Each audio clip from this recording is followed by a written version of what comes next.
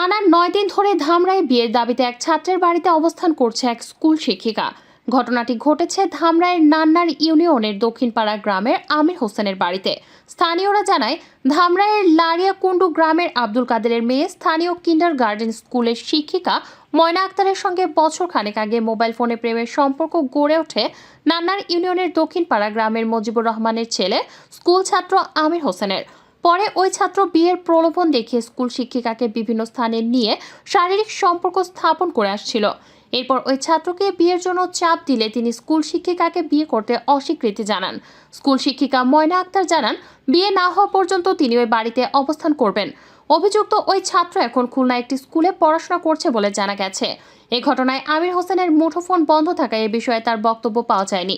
একটি সূত্র থেকে জানা গেছে, স্কুল ছাত্র আমির হোসেন বিয়ে থেকে বাঁচতে আর মোবাইল ফোন বন্ধ রেখেছেন এমন ধারণা করছেন অনেকেই।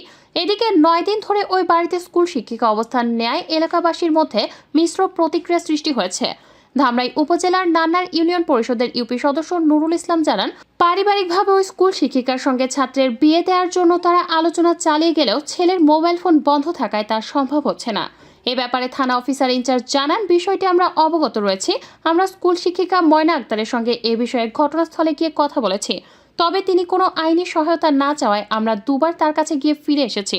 প্রিয় ভিউয়ার্স, আমাদের চ্যানেলে আরও এরকম ভিডিও পেতে হলে এখনই চ্যানেলটি সাবস্ক্রাইব করে রাখুন।